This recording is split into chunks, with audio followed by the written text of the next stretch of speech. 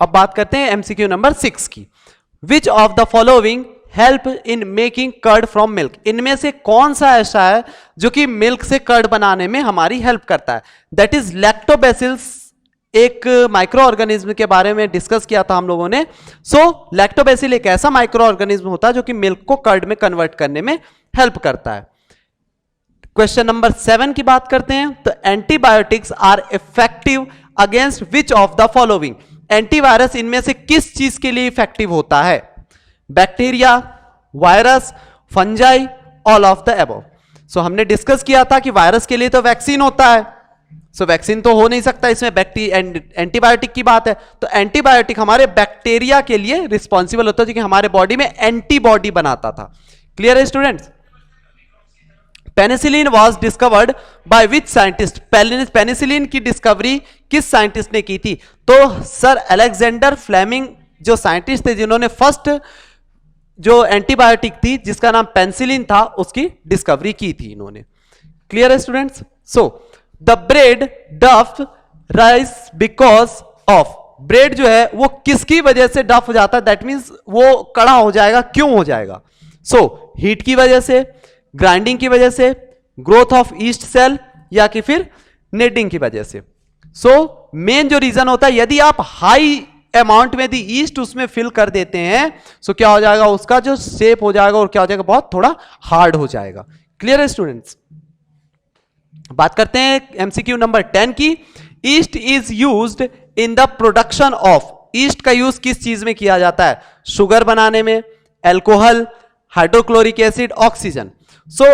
Sugar बनाने के लिए किसी माइक्रो ऑर्गेनिज्म का यूज हमने पढ़ा नहीं है, दैट मीन्स कोई डिस्कशन नहीं हुआ इस पे, दैट मीन्स शुगर है नहीं।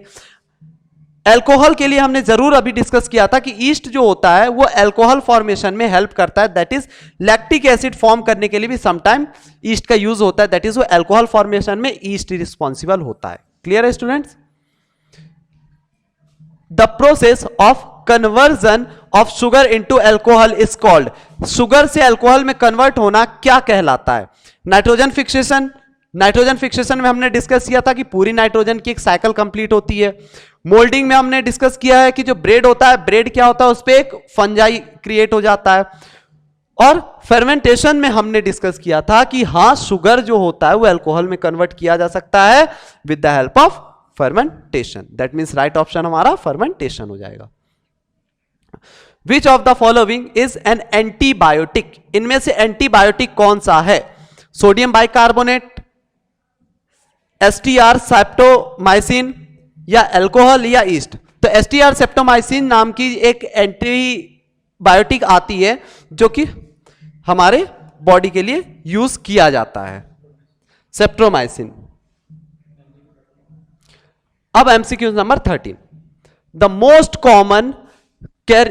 Common carrier of communicable disease is, सबसे नॉर्मल कम्युनिकेबल डिसीज फैलाने वाले कौन सा टर्म है इनमें से?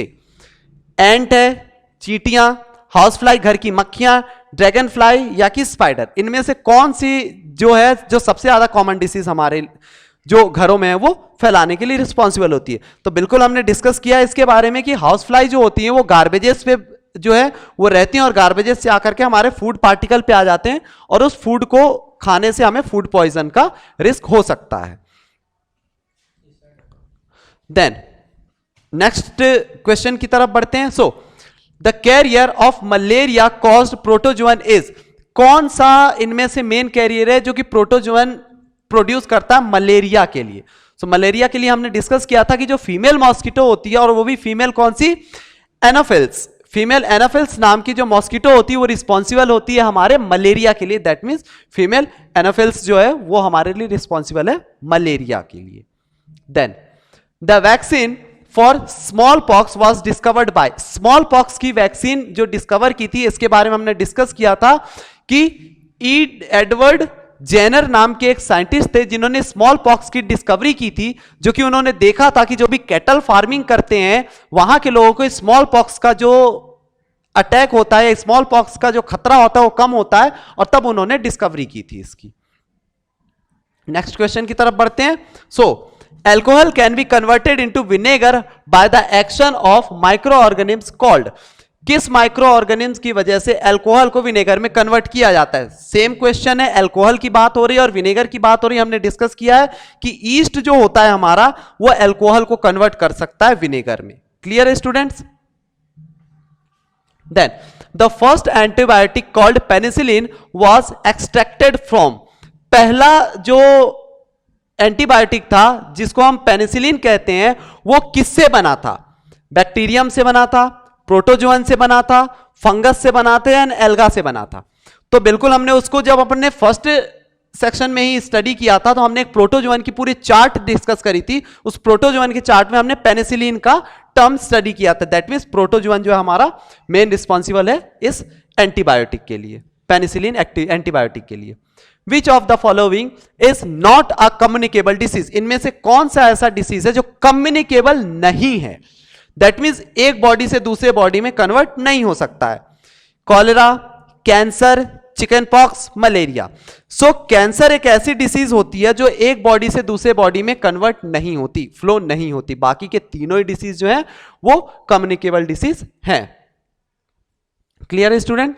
नेक्स्ट क्वेश्चन की बात करते हैं। विच of the following increases the fertility of soil, इनमें से कौन सा मिट्टी की फर्टिलिटी को इंक्रीज करता है या बढ़ाता है? नंबर ए लैक्टोबैसिल बैक्टीरिया, तो ये तो पॉसिबल ही नहीं है कि लैक्टोबैसिल बैक्टीरिया जो होता है वो दूध से दही बनाता है।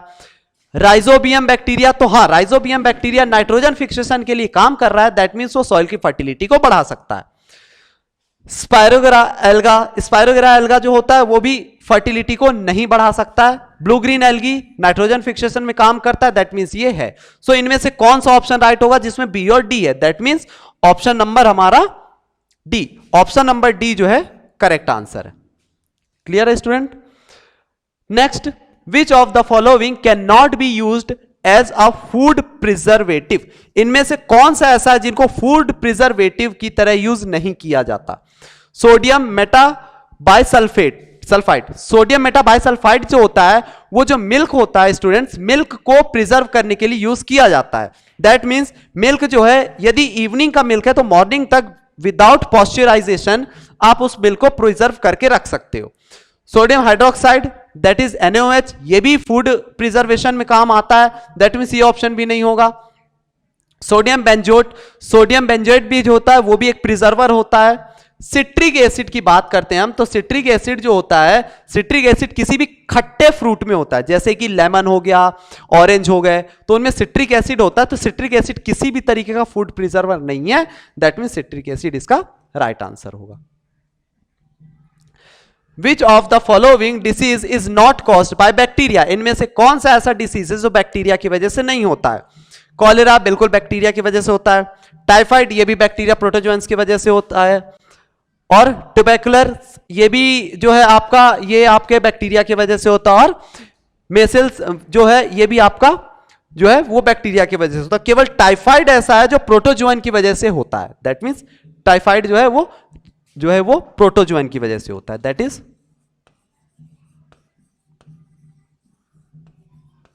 प्रोटोजोअन की वजह से क्या होता है तुम्हारा? टाइफाइड होता है आपका। क्लियर है स्टूडेंट्स? सो आगे बढ़ते हैं नेक्स्ट क्वेश्चन की तरफ। The microorganisms which can reproduce and multiply only inside the cell, ध्यान दीजिएगा स्टूडेंट्स, क्या बोल रहा है कि ऐसा कौन सा माइक्रो ऑर्गेनिज्म है जो केवल और केवल शरीर के सेल के अंदर ही रिप्रोड्यूस कर सकता है? इसके बारे में डिटेल से हमने डिस्कस किया था कि वायरस एक ऐसा टर्म होता है जो आउटसाइड ऑफ द बॉडी जब तक होगा तब तक वो as a non living work करता है, लेकिन जैसे ही बॉडी के अंदर एंटर करता है वो क्या कर लेता है? लिविंग ऑर्गेनिज्म की तरह बिहेव करता है और वो अपने आप को रिप्रोड्यूस करेगा, रेस्पिरेशन करेगा और सारी ही चीजें करना स्टार्ट करता है। That means virus is the right answer. So next question की तरफ बढ़ते हैं। The parasites called plasmodium caused a disease known as, जो प्लाज्मोडियम होता है, प्लाज्मोडियम एक बीमारी देता है, वो उस बीमारी का नाम क्या है? सो मलेरिया एक ऐसी डिसीज है जो कि प्लाज्मोडियम की वजह से होता है। क्लियर है स्टूडेंट्स? नेक्स्ट क्वेश्चन की बात करते हैं। The malaria disease is caused by a, malaria किसकी वजह से होता है? तो अभी हमने इसके बारे में डिस्कस किया था कि मलेरिया होता है हमारा एक प्रोटोजोअन होता है, उसमें कौन होता है? प्रोटोजोअन, जिसका नाम प्लाज्मोडियम है। विच of the following is not a used of micro organisms, इनमें से कौन सा ऐसा जिसमें माइक्रो ऑर्गेनिम्स का यूज नहीं होता है। प्रिपरेशन ऑफ मेडिसिन, तो मेडिसिन बनाने में माइक्रो ऑर्गेनिम्स का यूज होता है, जैसे कि हमने स्टडी किया है, हमने डिस्कस किया था कि जो भी एंटीबायोटिक वैक्सीनेशन वगैरह होता है उनमें यूज होता है। Preparation of food by photosynthesis, photosynthesis में माइक्रो ऑर्गेनिज्म का यूज होता है क्या कोई? तो फोटोसिंथेसिस में कोई भी माइक्रो ऑर्गेनिज्म यूज नहीं होता है, उसमें सनलाइट, वाटर, ये सब चीजें यूज होती है। दैट मींस बी ऑप्शन हमारा राइट है।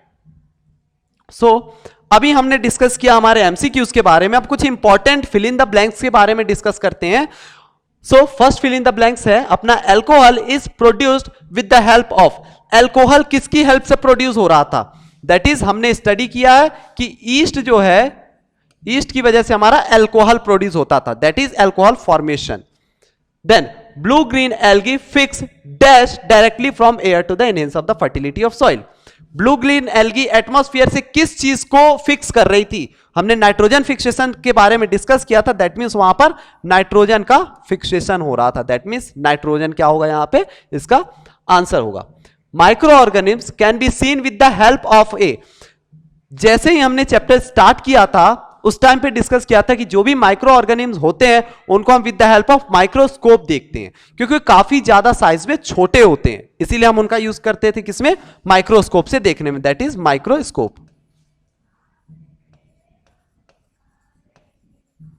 माइक्रोस्कोप के जरिए हम उसको देखते थे। Cholera is caused by, cholera किसकी वजह से होता है? कॉलेरा जो है वो किसकी वजह से होता है? तो हमने बैक्टीरिया के बारे में डिस्कस किया था कि जो भी डर्टी वाटर होते हैं उनमें जो बैक्टीरिया होंगे वो क्या करेंगे, हमारे लिए कॉलेरा डिसीज बनाते हैं, दैट इज बैक्टीरिया। क्लियर है students? Common salt has been used to preserve, common salt के प्रिजर्वेशन में हमने पढ़ा था कि जो मीट वगैरह होते हैं, फिश हो गए, मीट हो गए, उन्हें हम क्या करते हैं? प्रिजर्व करने के लिए हम क्या करते थे? पिकल हो गए, तो इन सबको प्रिजर्व करने में हम क्या यूज करते थे? तो सॉल्ट। तो कॉमन सॉल्ट यूज होता है किसमें? हमारे फिश में और पिकल में, इनमें यूज करते हैं हम इसके सॉल्ट को प्रिजर्व करने के लिए। Then the food material which is preserved by pasteurization is, pasteurization से हम किस फूड को प्रिजर्व करते हैं? सो जब हम मिल्क के बारे में डिस्कस कर रहे थे तो मिल्क को हम क्या कर रहे थे? बॉईल कर रहे थे, उसमें जो भी बैक्टीरिया थे उसे डेड कर रहे थे, दैट मींस उसका पॉस्चराइजेशन कर रहे थे। सो पॉस्चराइजेशन हम किस सब्सटेंस का करते हैं? सो मिल्क का करते हैं, मिल्क का यूज, मिल्क होता है पॉस्चराइजेशन से। And the last one is as a result of nitrogen cycle the percentage of nitrogen in the atmosphere remain more or less, जो भी नाइट्रोजन साइकिल होता है पूरे नाइट्रोजन फिक्सेशन के ड्यूरेशन में कितने परसेंटेज ऐसे चांसेस हैं कि या तो बढ़ सकते हैं या तो घट सकते हैं? तो अप्रोक्सीमेटली हमने डिस्कस किया था कि 1 to 2% नाइट्रोजन जो होता है उसका वेरिएशन होता है, दैट मींस 1 to 2%। क्लियर है स्टूडेंट्स? मैक्सिमम जो होगा हमारा 2% तक ही वेरिएशन हो सकता है। क्लियर है स्टूडेंट्स? सो अभी तक जितना भी इस चैप्टर में था वो सब चीजें हमने डिस्कस किया, जितना भी एमसीक्यूज जो कि हमारे एग्जाम्स के पॉइंट ऑफ व्यू से रिलेटेड थे और काफी इंपॉर्टेंट थे, उन सभी चीजों को हमने यहां पर डिस्कस किया है, और जो भी इसके फिल इन द ब्लैंक्स थे वो भी डिस्कस किया। इसके आगे और भी बहुत सारी चीजें हैं जो कि क्वेश्चन आंसर्स हैं, काफी नोट्स हैं, वो सभी चीजें आपको एप्लीकेशन में ऑलरेडी मिल जाएंगे और वहां से आप उसे नोट डाउन करेंगे और उसे फॉलो करेंगे। Clear students? So best of luck, thank you.